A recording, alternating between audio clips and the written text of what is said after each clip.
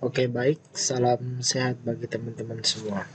Oke, di kali ini kita akan kembali lagi membahas mengenai database. Nah, di database kita kali ini kita akan membuat beberapa tabel dengan nama database-nya itu adalah perpustakaannya. Oke, di sini ada sedikit ringkasan dari tabel-tabel nanti yang akan kita buat ya. Di sini ada 1, 2, 3, 4, 5, 6, 7, 8, 9, 10, 11. Ada 11 tabel. Dengan ada 11 tabel, satu database. Nah, di sini ya pasti kita akan membuat nanti awalnya itu adalah tampilan loginnya. Nanti itu kita akan buat. Nah, di sini ada beberapa tabel ya, yang tadi saya sudah katakan. Nah, tabel yang pertama itu adalah tabel admin. Nah, dalam tabel admin ini ada ID admin, tipenya adalah integer. Terus sini pakai primary key. Nah, terus sini pakai auto increment lagi. Nah, nama ini kita pakai teks karena nama itu di itu tuh kita tidak perlu pakai date atau pakai char. Kita tidak perlu pakai integer. Karena apa? Karena di nama itu kan karakternya itu bisa lebih dari contoh ya, bisa lebih kayak 20, bisa 3, bisa apa. Jadi terus di nama itu kan pasti kita juga bisa taruh simbol-simbol, jadi kita tidak perlu untuk membatasinya. Varchar, contoh kita pakai varchar, varchar kan kita bisa batasi gitu, kita bisa batasi. Nah, tapi kalau kita pakai teks tuh tidak perlu. Nah, itu di nama. Tempat tanggal lahir juga seperti itu. Tanggal lahir kita pakai date, terus alamat kita pakai teks, email, nomor telepon, password. Terus statusnya kita pakai char 1. Nah, untuk tanggal lahir kita pakai date itu karena kan tanggal ya. Jadi kita bisa tentukan tanggal apa gitu. Terus untuk email. Nah, di email kan ada nama, terus ada sandi, terus kita bisa taruh angka, bisa taruh simbol. Nah, itu kita tidak perlu lagi. Jadi kita pakai teks saja supaya kita tidak perlu repot-repot lagi. Nah, yang berikutnya itu adalah eh, tabel lemari. Nah, ini. Ini tabel lemari. Sama juga di sini kita pakai integer. Terus kita pakai primary key, auto increment juga. Dengan kita tambahkan lagi dengan namanya nama lemari. Nah, di sini kita pakai tipenya juga teks.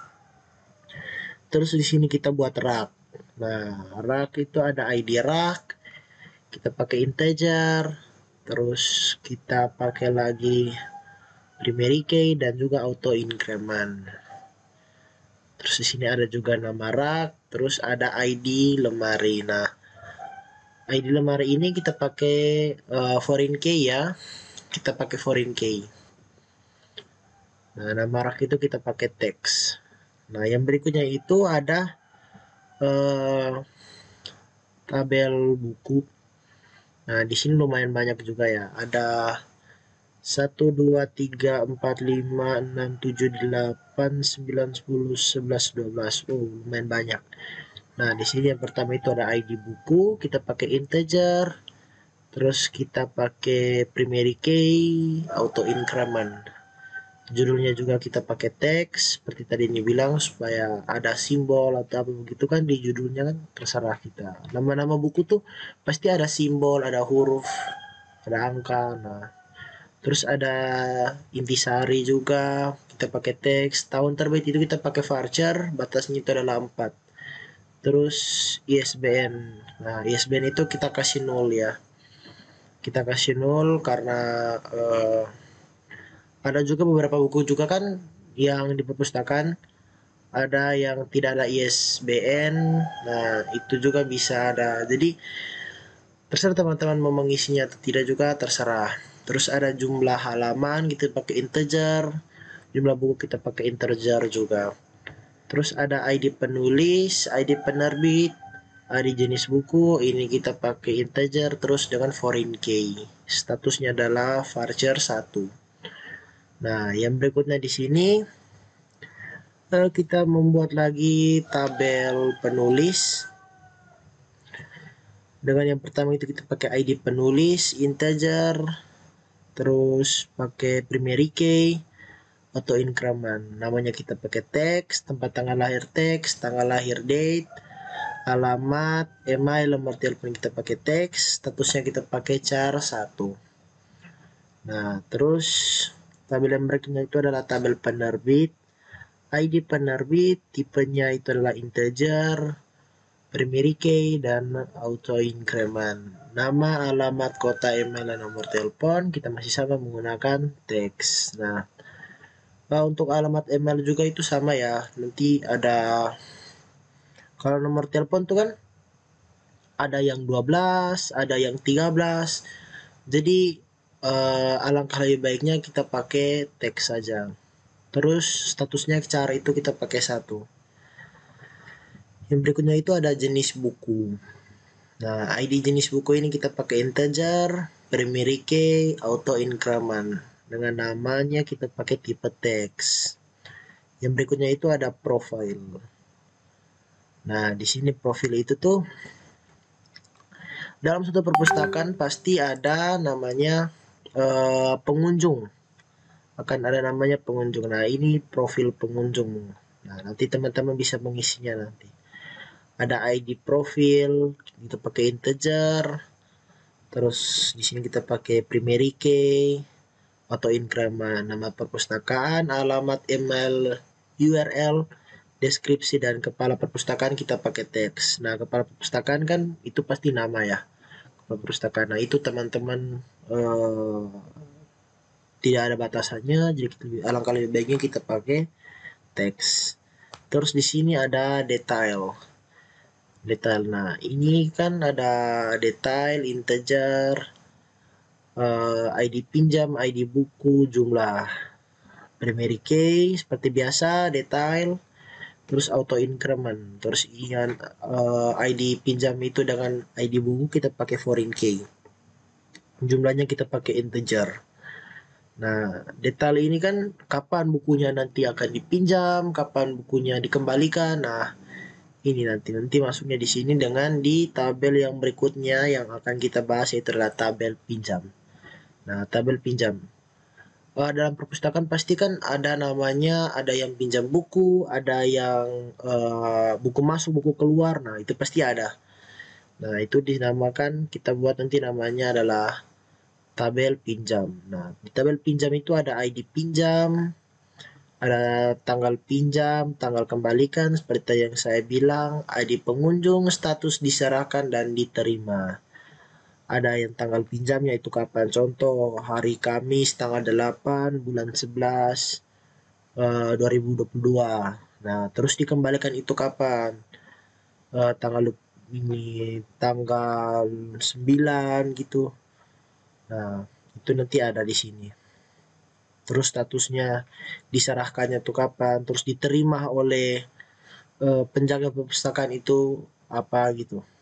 Nah, ini kalau ID pinjam itu kita pakai integer, terus pakai primary key, pakai auto increment. Tanggal pinjam itu kita pakai date, tanggal kembali kita pakai date null, ID pengunjung kita pakai integer foreign key. Statusnya itu kita pakai char, diserahkan itu kita pakai integer, dan diterima itu kita pakai integer tapi kita pakai null juga. Nah, yang berikutnya itu ada pengunjung. Nah, tabel pengunjung ini itu nanti ada yang tabel terakhir ya. Nah, itu pengunjung yang mengunjungi perpustakaan yang kita buat. Nah, itu ada ID pengunjung, tipenya itu integer, primary key, dan auto increment. Nama, tempat lahir, tanggal lahir itu kita pakai date, nama dan tanggal lahir, tempat lahir itu kita pakai teks, alamat itu kita teks, jenis kelamin itu varchar. Nah, kenapa kita pakai varchar? Nah, antara perempuan dan laki-laki kan tidak beda juga.